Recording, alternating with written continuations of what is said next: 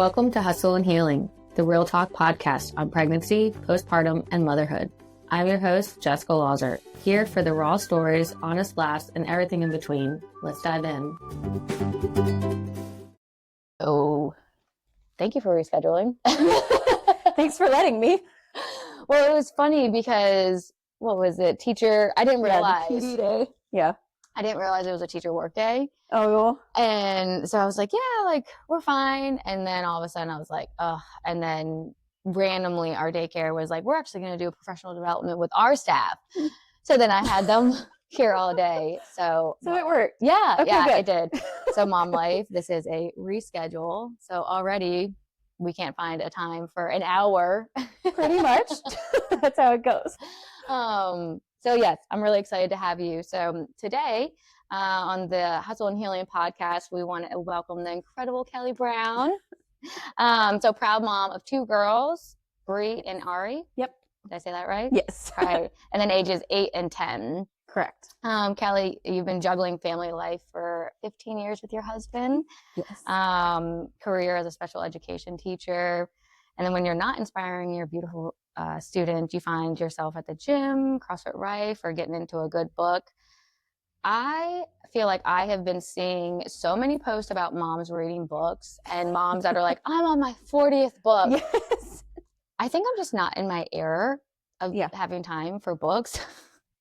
Well, okay. I was going to say, when are you reading books?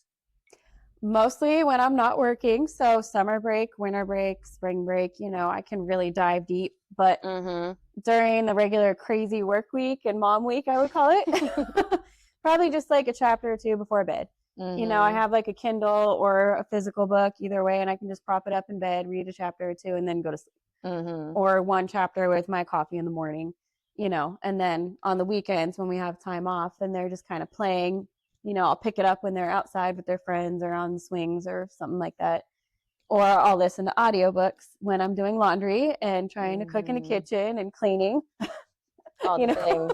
Just put the headphones on and get lost in a book so that all those things that annoy me don't annoy me so much. I like hearing that. My time used to be going to the beach and I'd read a book. Yeah. My time used to be going to a garden and doing photography for like an hour around one little flower. That doesn't work. No. So it's like you kind of have to intertwine when you're doing it. So all the multitasking, you said dinner, books, and Yeah. Mine is like the 10-minute drive to daycare. I'm like, okay, I can listen to this. Yeah, pretty much.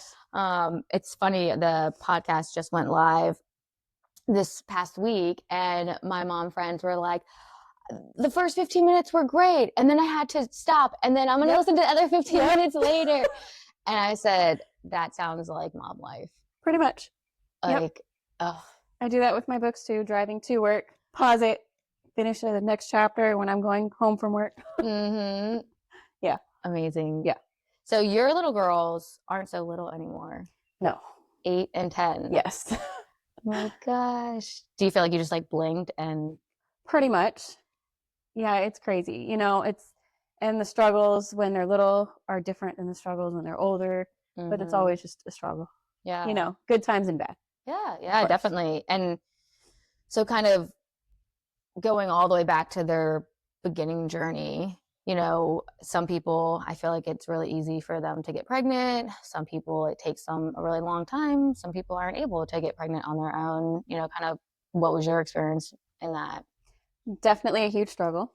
My husband and I thought, we're going to be married a few years, just enjoy each other and then start having babies. But it wasn't that easy. So I had 3 miscarriages, had to go to a fertility specialist. I also have a history of seizures. So that started in 9th grade. I got hit by a car. It was like the result of a brain injury. So it's not really a neurological disorder per se. It can be healed over time. So with my first baby, I had gone like 3 or 4 years without a seizure. I was fine. I just had to be monitored on my meds. But that pregnancy was rough because I had to be at the doctor once or twice every week to be monitored the whole time because of the medications and the possibility of seizures. So we finally had her. And then my next pregnancy, I had 2 miscarriages in between. And that one was just complete hell because that triggered my hormones, which set off my seizures. So I had Mm-hmm. seizures the entire pregnancy, emergency C-section because all the oxygen supply was being cut off, all that stuff. Wow. Through the struggles, I found out I had endometriosis, which is why I kept miscarrying. It's kind of like the scar tissue just pulls that egg out every single time you get fertilized. So it wasn't an issue getting pregnant, it was an issue staying pregnant. Sure. And so you didn't find out until Mm. af After a after few your miscarriages. second, Yep. like during when you were trying to get pregnant with your second kid. We found out before the first one. Okay. Yeah. We couldn't have kids at all unless we were on some medication.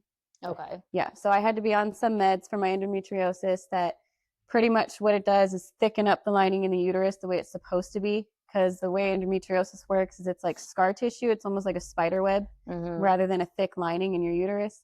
So it's like the egg sort of gets caught in the spider web, so to speak, Mm-hmm. and then just gets torn out. So this medication I would take, I think like third or fifth day of my cycle, I don't remember now. And it would make the lining thicken up the way it's supposed to so that if I got pregnant, it would just stay. Mm-hmm. And we were really blessed to find a doctor who knew about that and who shared that with us because the only other doctor in the area, I guess, was kind of like hacking the system a little bit and telling everyone that they had to get IVF because that was $20,000 out of pocket for him. Oh, wow. And this doctor was retired with a private practice. He had plenty of money, so he didn't care about that stuff. So medication versus IVF. Yes, and the meds on my insurance were $12. Wow. So that was definitely the better route because if it was IVF, we would have never had children. And then how soon after taking the medication were you able to get pregnant? I think it was about 8 months, Okay. before my first one. And then the second one, they're 22 months apart. So doing the math, like 15 months after Mm-hmm. I had her. Yeah. But those probably felt like really long months. Very long. Especially when you finally get pregnant, it holds. And then a month later, still comes out because your body, I think with every mom, when they try to have their first kid, a lot of times our bodies don't respond. They're like, what is this? Let me get rid of it. Mm-hmm. A lot of moms miscarry that first time. So, even with meds, I miscarried the first time and then everything kind of worked itself out after that. Mm-hmm. Do you feel like because you had those miscarriages that affected kind of just the fear throughout your whole pregnancy, or was there a time where like you then kind of felt a little more confident, like, okay, like we're here, I can feel the baby, or was there a moment through that, or how did that affect you? I felt good once I got to the second trimester, and that was because of my doctor telling me that once the baby is fully attached when you get to second trimester, then the issues I have are no longer an issue. Mm-hmm. I won't lose it after that. So it was getting to those 12 or 13 weeks that I was just paranoid like crazy. Yeah. But then I got there and I'm like, all right, we're okay. That's hard. Yeah. And especially since you had already experienced that, and it's great that you had a doctor there that could help educate you and say, hey, just kind of get here. Yes. And again, be able to at least have someone that can monitor you. They're familiar with what's going on. And then your second pregnancy, you said because of, again, the miscarriage, it caused a lot of anxiety, which then triggered your seizures. I don't even know, because the hormones, obviously, you go through all that first pregnancy. Mm-hmm. So I don't know what my body registered differently with the hormones in the second pregnancy. Yeah. Maybe it's because I started all my workout journey a week before I got pregnant with my second one. Mm-hmm. So I think it was probably the mixture of being pregnant and losing weight while I was pregnant. I think that just kind of stirred the pot a little too much. Yeah. And resulted in all that hormonal imbalance, which caused my seizures. What made you want to start your journey, kind of like your fitness journey then at that point?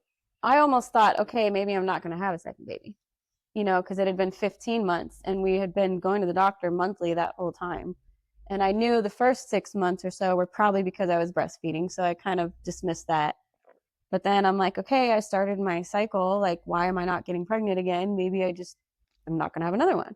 And I was about 50 pounds heavier than I am now. And I really wanted to be serious about my health and my weight loss. And I was like, okay, I'm going to stop waiting.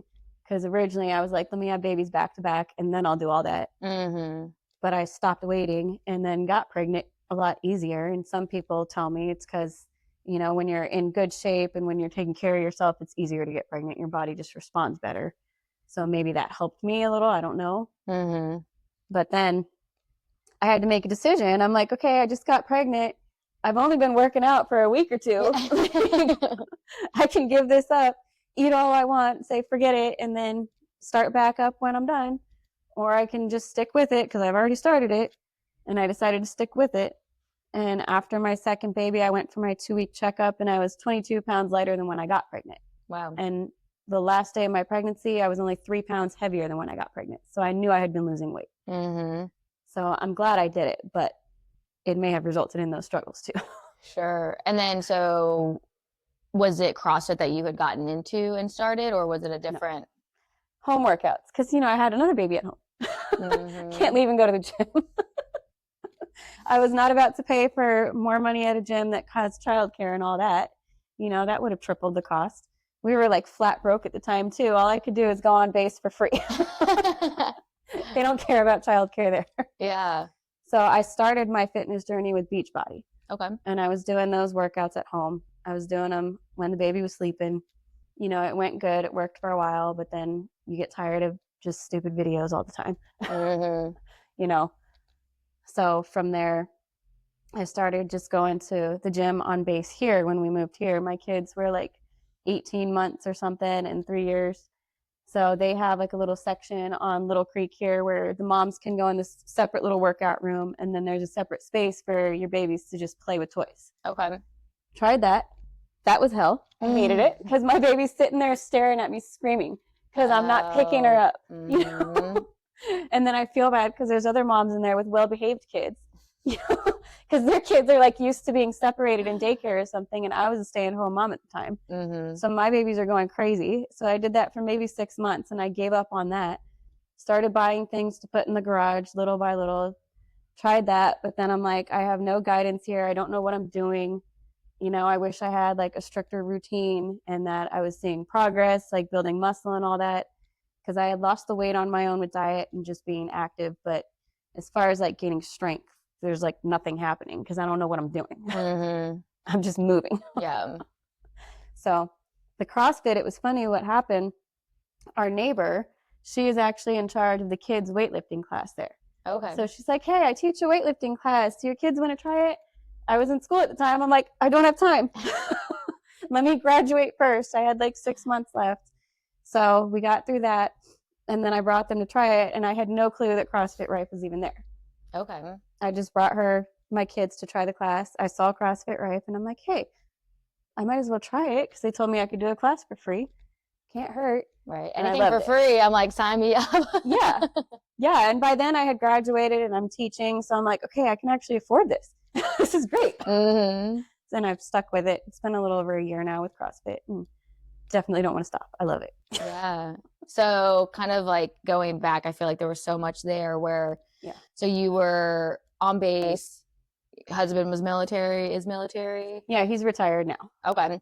So you kind of had those benefits there. Mm-hmm. But then during that time, you said you were a stay-at-home mom, going to school. Yes. And then what were you going to school for? Special ed. Yep. I started working with disabilities in my senior year of high school, really. I was volunteering and I loved it. So I went to a community-based program in San Diego, where I'm from, for 4 years. Moved to Louisiana, worked in like kind of like a home or community-based program for 3 years. Mm-hmm. And then, we had our babies and I wanted to be home with them when they were babies. But when they became 2 and 4, I believe, they started going to like a little preschool program, a couple hours a day. Not too much, just to socialize. And I'm like, okay, I think I'm ready to go back to work. Mm-hmm. But then I had a serious decision to make because I didn't have a degree. I'm like, I can go back to work. I know I love working with disabilities. That's what I'm going to do no matter what. And make little to no money as a teacher's assistant. Or I can suck it up, go to school, and make a real salary as a teacher. That's awesome. And it was like, oh, God. Right. Preparing like, how am I going to do this? Yes. So where did you find time to kind of squeeze that in? Because was it online? It was originally on campus. It was fall of 19. So you know what happened after that. I thought there is no way I can ever do school online. I have kids at home. I won't be able to focus. They're not going to stay out of my space. But then I was forced to do it online because of COVID. Mm-hmm. So I was pleasantly surprised that online schooling as a mom is actually a lot better and a lot easier. I'm not having to find time to drive to campus, find childcare, figure out where they're going to go. Like, yes, it's frustrating with kids walking in the room, but you'll find as a mom doing online school that there's plenty of kids walking in the room with these cameras. Right. Like, you're not the only one. That's a You good just look point. over at the other moms and laugh like, hey, you know how it is. Right? You kind of do like the Yeah. the wave, like, yep, I see you. Yeah. Or like gen ed classes where they're all 18 and 20. I'm like, hey, you'll be here one day. Just get ready for it. Right. You know? So I would kind of just go upstairs, try to escape, have my husband be with the kids while I'm doing classes. And, it is what it is. They would still interrupt, but Now, were you going full time? yes. Yeah. I'm the type of person when I have my mind set on something, I'm just like, I'm going to get it done. And I don't like Hmm. taking my time. I like just getting it done, you know? So I was full time every single semester for 4.5 years. Went Wow. from zero to a master's. That was not planned. The Right. master's was not So then you were just like, like, were you like, I'm just in it, like, let's keep going?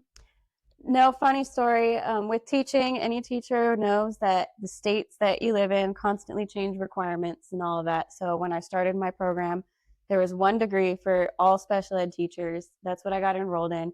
And apparently, somewhere along the line, they changed the requirements through the state, and the school never told any of us. So they automatically enrolled all of the special ed teachers in the general curriculum, which is working with kids like with high functioning autism or ADHD, kids that are in regular classes but need extra support. Hmm. So that's the degree I got.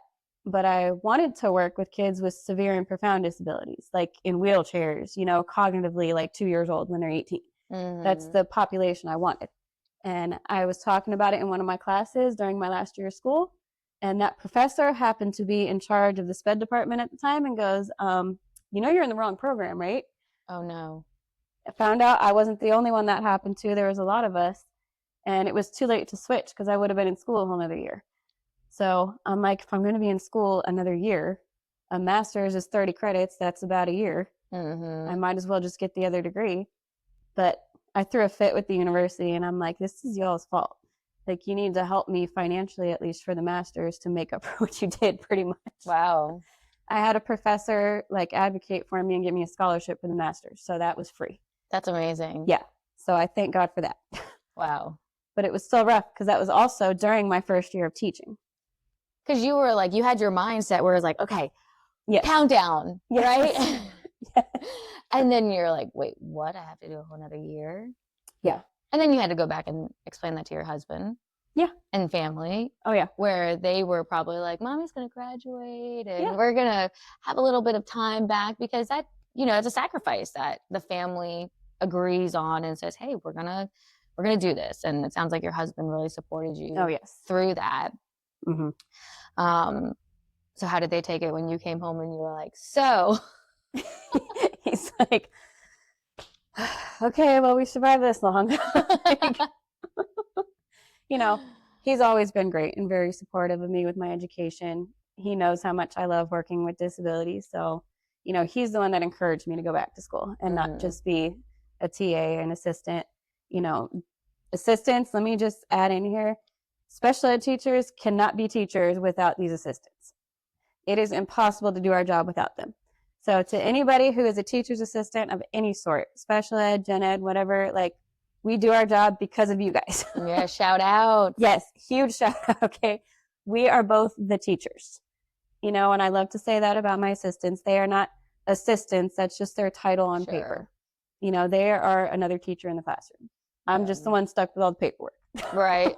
Admin stuff. Yes. I know, and it's hard. And I think I've shared with you before. I work in the field of working with adults and students with disabilities in the employment field, and it takes a village. Yes. For all supports to the school when we're working with students and helping to figure out well, what supports do you all do and how can we help and how does that transition out into the community and so I love what I do, and I mean I think it's great to be able to help change the community and the perspective of individuals with disabilities. And so I big kudos to what you do in the school system, and it's not easy work. So yeah.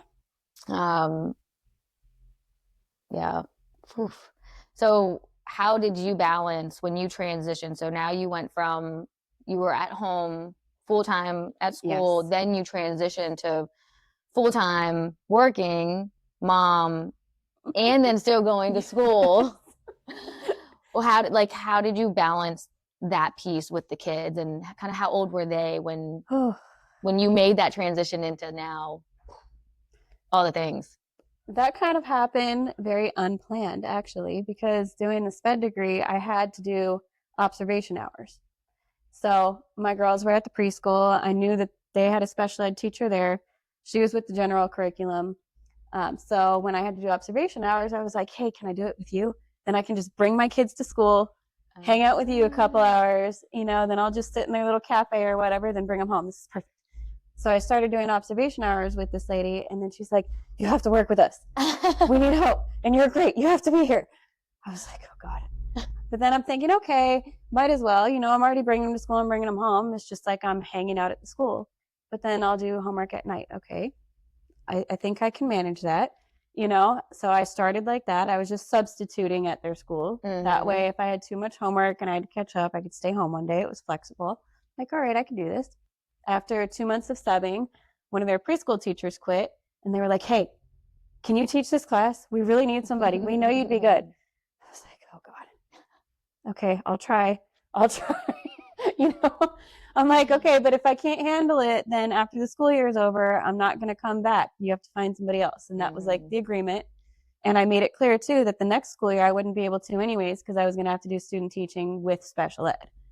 So I'm like, this is temporary. Okay, take a deep breath, Kelly. Like, it's only a couple months. You could do it. So I sucked it up. I did it. And I was like, okay, I guess I can handle this. Mm. Even though I'm up till 10 at night and getting up at 6 a.m., like I could do it. It's hard, but I could do it. So then the next year, things got kind of complicated because of COVID and all the requirements, and it just wasn't a good fit for me at that school anymore. I'll just keep it at that. And I realized too that if I really wanted to be in special ed, I should be subbing with special ed, preparing Mm-hmm. myself. So I transitioned from my girls' school to public school with substituting, and I only took sub jobs with special ed. But that same thing happened. The school got to know me that I went to frequently, and they're like, hey, we need you full time. So I wound up going to the public school full time just because they asked me to. Mm-hmm. You're a hot commodity. Yeah. So yeah, so I kind of got suckered into the full time work when I wasn't planning on it, Mm-hmm. and realized that it was really rough, but I could do it. I didn't Mm-hmm. like doing it, but I could do it with school and kids. I'm really blessed that my husband is responsible for dinner every night, so I don't Ooh. have to worry about that part. Okay. What's his specialty? Everything. Like, he's from Louisiana. He knows how to cook. He Okay. knows how to season. He loves cooking. It's like his hobby. Mm-hmm. So he watches like Travel Channel and stuff, Ugh, and he'll love see those these shows. dishes. Yes. He gets all excited. Oh, I'm going to try this. And then he'll like jazz it up and make it taste even better than it looks on TV. And he's been a huge support with my weight loss too. Because Mm-hmm. I'll tell him I want to eat a certain way. I've tried so many different diets. I'm sure moms can relate. He's like, okay, what is it this time? And Yeah. he'll accommodate and try to make things to help me out. But that's a huge task. I mean, Yeah. the dreaded question of like, what's for Yes. dinner? Right? Because you have Yeah. to like shop. You have to, Mm-hmm. again, mentally just like all the steps It you're like is. going through. I'm like scrounging up now. I like find whatever leftovers I have and I throw it into ChatGPT. I'm like, make a meal out of this. That's how I would be. If I was responsible for it, there wouldn't be nothing fancy like he has. It would be probably breakfast 3 days a week for dinner. Like, here you go, Mm, done. right. Oh, I love a good breakfast for dinner though. Me too. Me too. So if I'm ever put responsible, he should expect that. Mm-hmm. He No, knows that. that's great though. I mean, I think finding your role Oh, yeah. and just kind of like, and it can change, but knowing that, okay, this is what you have fun doing, you like Mm-hmm. doing this, you're going to take the lead on that. It just takes, again, that mental load of, okay, don't have to worry about dinner. Let me be able to put my energy into going to school full time or making sure the kids can get to school and what needs to happen. Because Yeah. during that transition, how old were the girls? They were 2 and 4 when I started going back to school, and just a year or two later is when I got into all the work. Mm-hmm. Yeah. So right as kind of entering into kindergarten for Yeah, one. like preschool, the 4-year-old class. Mm-hmm. Yep. Yeah. Did you feel like you had any mom guilt Oh through? yes, 100%. Because then they're so young and so rowdy and loud and all over the house. I'm like, I can't focus on these classes and my homework because I would go upstairs to do a class that I had to log into. But I don't want to sit up there and block out the family entirely all afternoon and all night. So Mm-hmm. I would always make it a point to do homework in the living room amongst my family. So at least I'm with them. But then they're so loud. I'm like, God, I can't focus. So I had to buy noise canceling headphones. And I'm just like playing classical music or something to help me focus, but at the same time, drown them out. Uh-huh. And it's like, I felt bad. I felt really guilty because there's probably an hour out of the day in all reality that I'm really playing with them and I'm with them. Mm-hmm. And the rest of the time, I'm just disconnected from the family, you know? But when I look back, I don't regret it at all because I'm setting a good example for them. I'm showing them school is important. Right. Education is important. This is going to lead to a better life for myself, for our family. If you do the same thing, it's going to lead to a better life for you, for your family, you know. And now the result of me doing all of that is they already have a better life. Like I could never afford to have them in things they're in now if I hadn't gone to school. Mm-hmm. Now my youngest does gymnastics, my oldest does jujitsu, and both of them do the weightlifting at the CrossFit. And there's no way I could have paid for all that in the past. Yeah. You know, so I have those better things in place for them now, and I can spend time with them, and I can sit and help them with homework. And that's another thing, getting a teaching degree. Now I know good strategies to help them with their struggles. Yeah. Because my oldest daughter, we found out, has ADD. So she really struggles with some of her homework, and especially if it doesn't catch her interest, it's really hard for her to do it. Mm-hmm. But now I know correct strategies and stuff to put in place to help her. What techniques do you feel like you've used that maybe work for her? Making it more interesting. So it's like you really have to plug it in a way that they enjoy. I know for her, she loves singing, she loves dancing, so she can like sing something. Is she the one out. that has the violin? Yes. Okay. Yeah, she's great with music. Exactly. She is great with music. That's like her skill. And I just have to be very patient. Definitely very patient. Let her do it in her time. Let her take her time. I have to sit and like read something to her, have her read it, let her really process it and try to put the pieces together herself, Mm-hmm. you know, and that's hard because I'm not a patient person. Which is very interesting because you work with a population Oh, yeah. where you need. Yeah, I talk about that all the time. I'm so patient with my students, but not my kids. It's easy to not be patient with, like, and I don't know why, like, and you really, like, you have to work at it.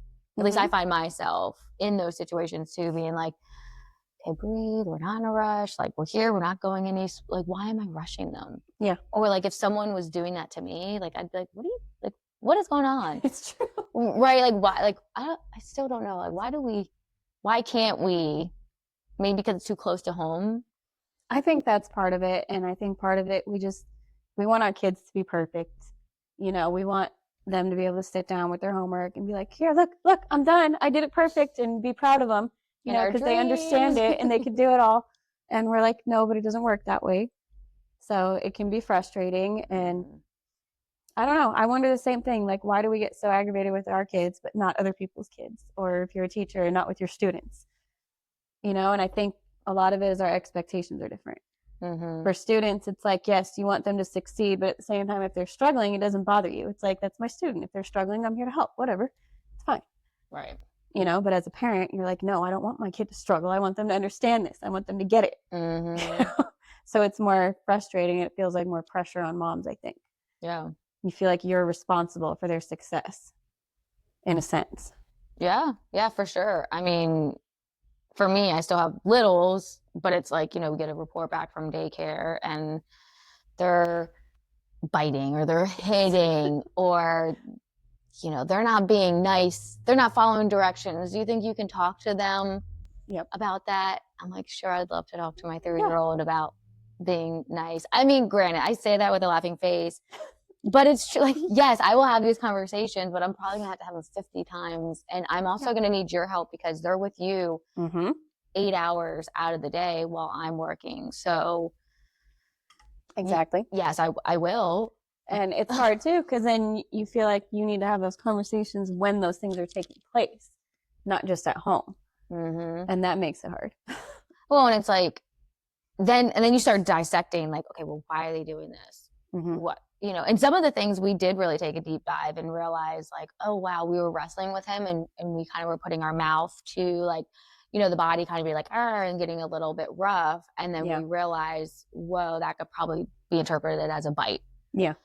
But then like other things, I'm like, we don't talk like that, or we don't say that. So then you feel that, or at least I want to sometimes ask questions like, well, who else in the class is saying this? But I hate pointing fingers at someone else and trying to put the blame Yeah. on, the school or the daycare. Mm-hmm. But you always want to try to find some kind of answer. Yeah. And if it's wrong, is it us? Mm-hmm. You start going down that rabbit hole of like, well, what's wrong? Or, I mean, your girls are in school where like, thank God my husband and, Rob is a teacher, because I'm like, you're going to be going over this and this, because if they start not doing well, like we're going to have to pay a tutor, because like I'm awful in math. I'm like, English is fine, but it's not my jam. I'm like, human services, all right. Like I can teach you how to be nice to people. I know. Like social skills. the social aspect of everything. Yeah. But there'll be that balance. So you're using techniques with your daughter, your oldest one. Mm-hmm. Do you feel like your younger daughter's needing similar, or like do you find yourself comparing them?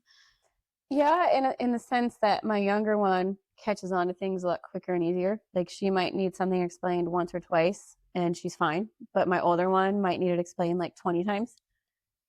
So then you get a little bit upset and disappointed, like for the sake of the older one who struggles, because she's eventually going to catch on that my younger sister doesn't have these same struggles. Mm-hmm. And then they'll compare themselves to each other. And like, that's my fear as they get older, especially when they get to like middle school and high school, and one of them's like really excelling and the other one may not be. They might just be like hanging on by a thread. Like, I'm just hoping that doesn't really cause a ton of issues in the future. And the only way I know to avoid that is I know that my older one is really talented with music and foreign language. So I'm really going to just shower her with compliments on how smart she is, how great she is with all that, so that when those issues come up, comparing each other, be like, hey, but look at how great you are at these things. Right. And just focus on that. Because everybody has an area that they're strong and areas they're weak. Yeah. Just because she's a lot weaker in some areas, she's also a lot stronger in other areas. So, just help her focus on that. And then hopefully that'll help. We'll see. I mean, I think it's inevitable that they compare themselves to anything, whether it's academics, how we look. And I think all we can do is try to give them the confidence in, like you said, hey, you're really good in these areas. Mm-hmm. And I think it's okay for us to be honest with them, to say, like, we're not going to be good at everything. Like, I mean, I was average C kids. Like, when then in college, I was like, C's get degrees, like no one was looking at my transcripts being like, you need all A's. Mm-hmm. I mean, it was great if you were going to go into certain fields, but I was like, it's fine. Like, I was I felt like I was a pretty well-rounded kid, did sports, got average grades, but it was always, well, you don't have an A in this class. Why not? What's wrong? Why can't you get here? I was like, I mean, history sucks. I hate history. Yes. That's why. And my teacher, have you ever heard her? I mean, awful. Like, not someone you want to listen to for an hour. Mm-hmm. So like your interest goes down. And so I try to really, I will be interested to see how, because I don't know until I kind of get into that phase. But like now your girls are getting grades, right? Like, yes, A, B, C is kind of on that grade scale. Do you feel like there's any pressure in grades where it's like, okay, these are lower? Like, how do you handle that? Or like, how do they maybe perceive themselves? That's how their personalities are so different. My younger one, if there's like a lower grade area, she's like, okay, whatever. Like, I don't care, so whatever. And then my older one, she's a perfectionist like me. Like, I wanted straight A's because I'm an all or nothing kind of person. Mm-hmm. And then she acts the same way. So she sees she's doing good in like her English and her Hebrew classes that they're doing, and Hebrew, then she sees oh my God. What? She's we'll get to that. She I'm sees thinking math, like Spanish, maybe Hebrew. We're on another level. Okay. She sees math and it's like a 2 or a 3 because they're in an IB school. It's graded a little different, so that's like a C or D, and she gets so upset and disappointed. But I point out, like, you're putting forth 2 or 3 times the effort in that subject, so you should be proud of the effort you're putting in compared to these other things, Mm-hmm. and who cares? You're still passing. Like, it doesn't matter. Do you find that the teachers are concerned with those grades? Yeah, I won't say too much about some of the teachers. Mm-hmm. She had one that was very, very picky and particular about everything, and it did not help at all. She wanted everything done like in one certain way from all her students. And if they didn't do it that way, then they have a problem. And I could not stand that woman. And I'm glad that she's no longer with that woman, because now this year she's with a different teacher who perceives the way that she learns completely differently. And we get nothing but compliments. So, I mean, that's a rough thing as a parent, too. When you have a teacher who isn't really tapping into your kid's potential, or who has only like one teaching style and they're not flexible. It's like, what do you do as a parent in those situations? Because that's frustrating. Yeah. What did you do? There was nothing we could do at the time because she's in a private school with only one teacher in that grade. So it was either pull her out or Yeah. deal with it. Yeah. And it's like, we don't want to pull her out halfway through a school year and completely rock her world, because that'll make things tough for her too. Because then if the public school isn't in the same spot as the private school as far as curriculum goes, she's really going to be messed up. Right. So I was like, okay, I got to be a sped teacher at home right now too. So I just kind of filled in all the gaps, and we did homework for like 2 hours a day every single afternoon that whole school year. And it was rough. It was a really rough school year. But we got through it, and now this year's a lot better, thank God. And next year they're going to transition into public school, and I know that I can advocate more. That's one thing I would say. If you have a kid with disabilities of any sort, don't go the private school route, because legally they don't have to do anything. You can get an IEP, at least here in Virginia. I don't know all of America, but like, you get an IEP written by the public school that the private is zoned for. So Virginia Beach is where they would be. And then the school that they go to, the private school, it's kind of like their choice whether they implement it or not. Got it. Yeah. So luckily, we have somebody there that works on the goals and stuff with her, but I know that I can't hold anything against them legally, because legally they don't have to do it. And is that why you're transitioning to public school? Yes, that's a big reason. Yeah, because now I can hold people more accountable, and I can advocate for her more. Did you know going into the private school that she needed some type of accommodation? No, we didn't figure that out till like second, third grade, and she's in fourth now. Because we had her evaluated when she was 4, because she wasn't really socializing with kids much. She's just kind of keeping to herself. And they said there's nothing wrong. So I'm like, okay, let's just move on then. Sure. But then she started struggling academically. And we're like, okay, we need to do this evaluation again. And found out the ADD diagnosis educationally. And then we also got the medical diagnosis of it too. So now we know, at least. And she had to start taking some medicine to help her focus, which that's a very hard decision as a parent too. When you're told your kid needs to be on meds to help with their education, but you don't really want your kid on meds, because long term that can really affect them too. It's like, what do you do? And that was hard. We struggled with that, my husband and I, for like a year before we gave in and let her try some medication. Now, does she have to be on that 24/7, 7 days a week, or Yes. just while she's at school? She has to take it every day, 7 days a week, but she can take herself off of it during the summer.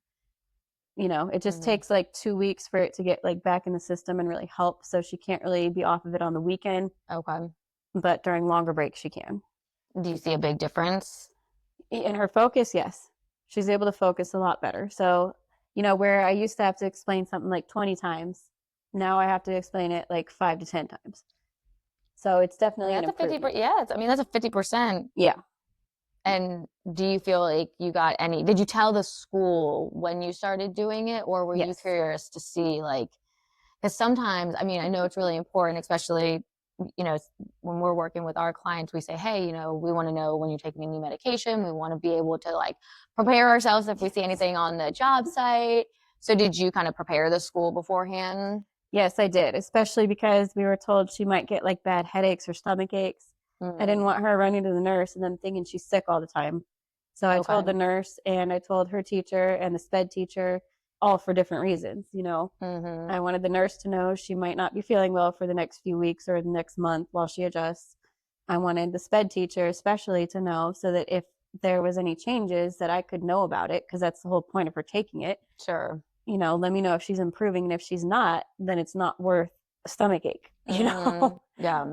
And did you guys go with the first medication that was recommended, or did you have to try a couple different? Luckily, the first one that was given has worked. It's helped her a lot. We didn't want anything neurological. I didn't want her starting to feel like a little high or something, Mm, because she's not that bad. So we went with one that just helps with focus. It's not neurologic, it's not a narcotic at all. mm-hmm, So, she has headaches and stomach aches every now and then, but it's kind of faded away. It's not really a big issue anymore. mm-hmm. And even that, like, as a mom, I'm like, God, I don't feel right about this, but she's focusing better. So it's like, That it's hard yeah, because you're kind of having to pick. I mean, not kind of, you do, right? You have to choose. Do you provide this to help her focus in this setting or not? And, you know, mm-hmm. yeah, I mean, I think that's tough.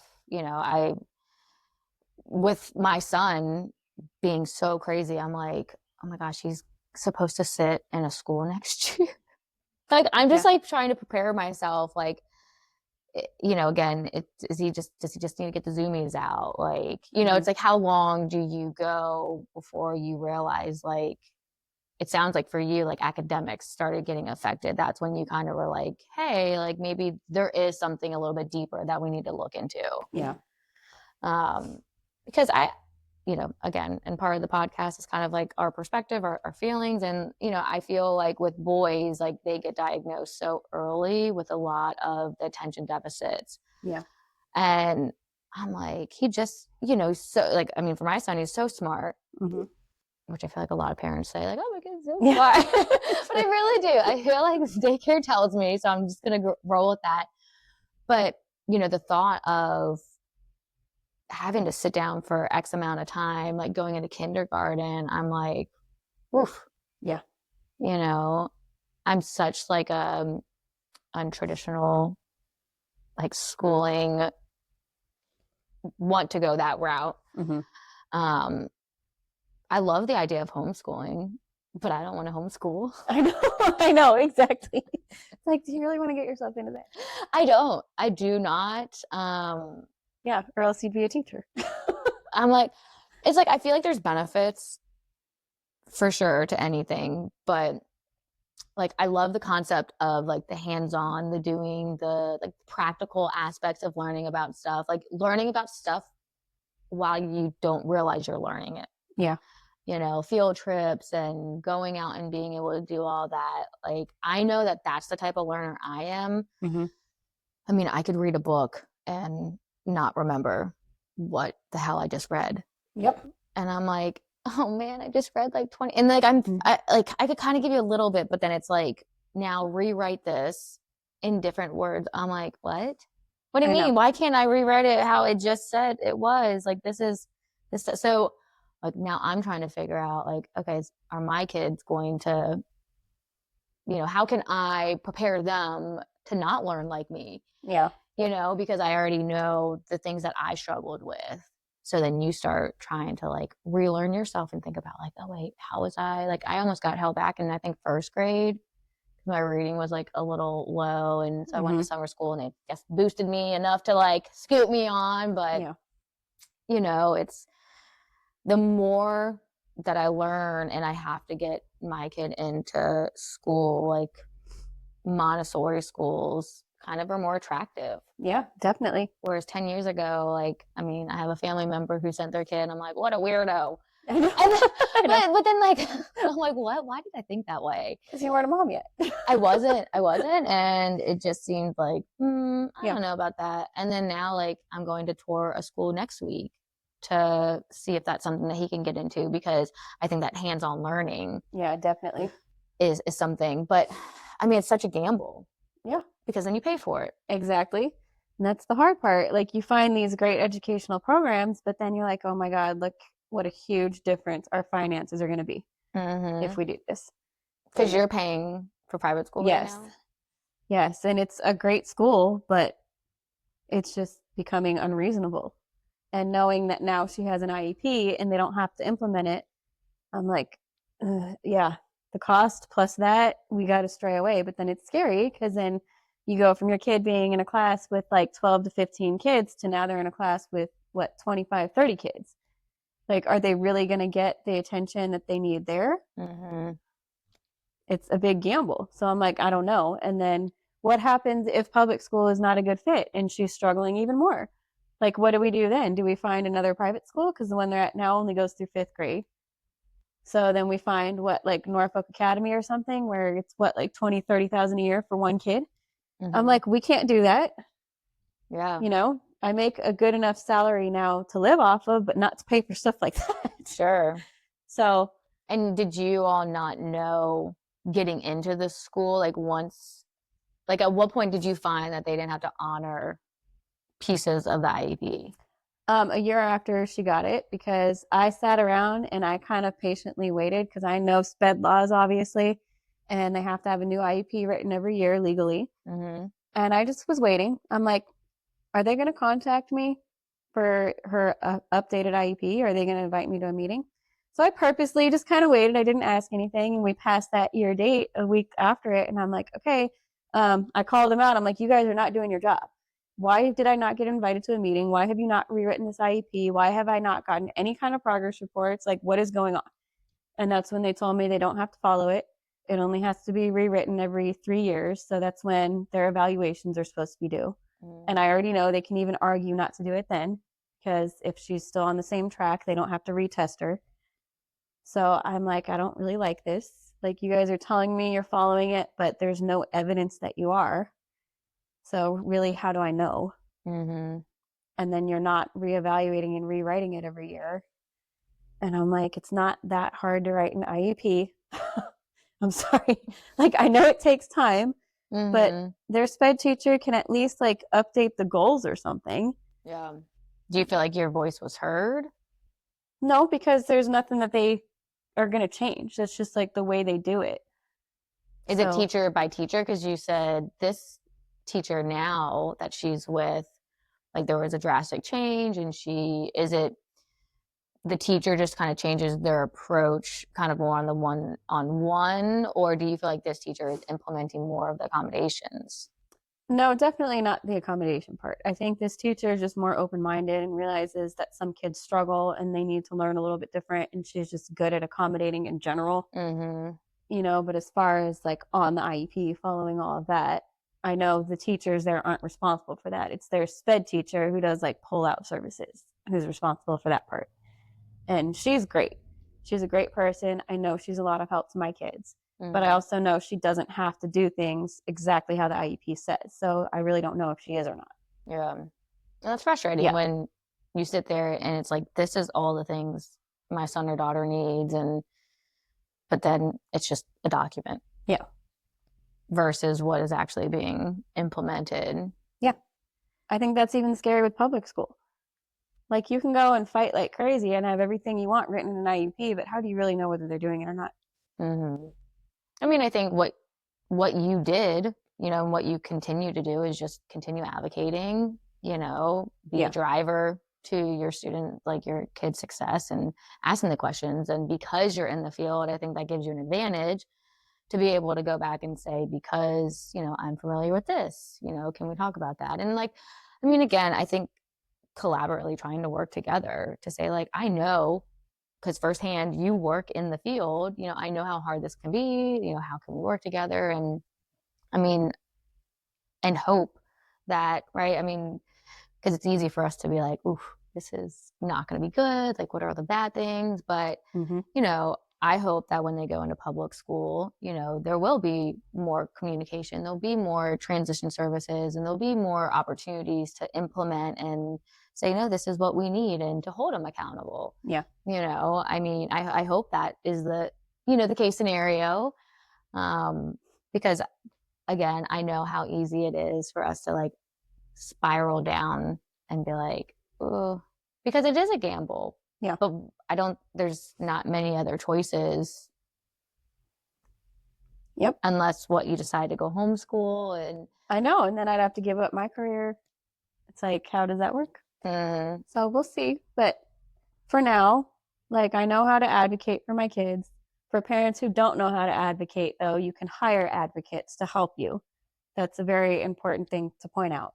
mm, I know the SPED laws, but if you don't know SPED laws, then hire an advocate to help if your kid has an IEP that you feel isn't being implemented. And being a teacher, I'm trying to work in whatever public schools my kids go into. So really, I can mm. kind of check and make sure things are happening. Yeah, yeah. As a mom, we got to do what we got to do. I mean, and then it'd be more convenient, like drop off, pick off. Yeah, I don't hate that. I yeah, feel like people probably, I mean, I'm not in the school system, but I feel like schools would like that maybe, right? You yeah. have your parents in the school and it's like they could come and talk to mom if something's going on. They Yeah, just have to exactly. go down to Miss Brown's classroom and be like, Yeah, hey. exactly. um, so are you already scouting? Yeah. All right, all right. Yep. So they'll be at the school that I'm working at next year.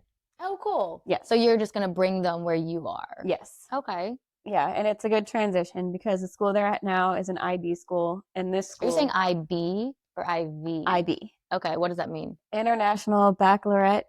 So Okay. it's like a program. Most places don't have it in elementary, but theirs is. It's meant to be like a global curriculum. So, in other words, like wintertime, let's say, instead of teaching Christmas, because that's like a cultural thing, they just teach about winter.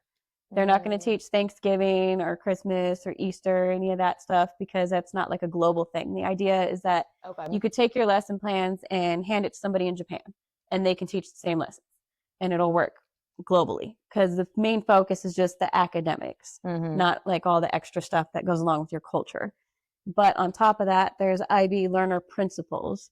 So there's like being good thinkers, communicators, um, things like that. I forgot all of them because I don't teach them in my SPED class. Mm-hmm.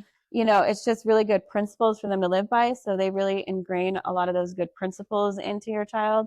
And they have to implement those in the classrooms and discuss them. And kids get monthly awards for displaying those IB learner traits. Oh, cool. And they're required to have foreign language, music, obviously all the curriculum. I forgot there were 3 or 4 things, So but is your 4-year-old or your fourth grader coming out speaking another language? yes. So they have Hebrew at their school. Yeah, because that's one of the IB requirements. Wow. So they'll be studying another foreign language in middle school since they're going to be in the IB middle school, and then another one in high school. Because once you get into IB, the way it works, from what I understand, is you transition into the next IB school, Okay. or else it's too much of a change in curriculum and it'll kind of mess a kid up. So Yeah. your school that they're coming into also has. Yes. So it's not 100% IB yet for the elementary, but it is for middle. Mm-hmm. And if they're in the elementary, then they're automatically accepted into the middle school. Okay. So it's really just like a year or two without the IB stuff they're used to, and then they go right back to what they're used to, is how I'm looking at it. Wow. Yeah. Hebrew. Do you understand Yes. Hebrew? Yeah, that was one of the things that got me through school, actually. I wanted to learn Hebrew really bad, so I studied that on top of my school. What? Oh my the, Kelly. the reason the reason for that is because it was fun and enjoyable to me.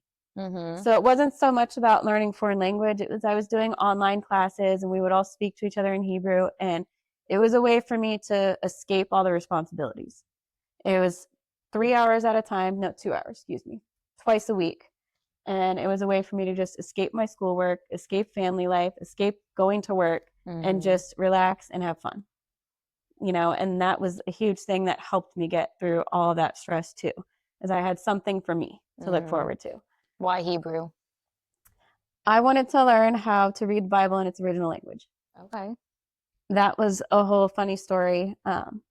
Back in 2008, when I was still having seizures all the time, what happened was there was like a 12-hour long day of fasting and prayer that everybody was called to do in San Diego, whoever wanted to participate. So you would do like 30 days of fasting and then meet for 12 hours and pray for the nation together. And I was like, okay, might as well try it, whatever. I saw a verse about how Jesus healed this like demon possessed boy who always had seizures, like seizing all the time. Mm-hmm.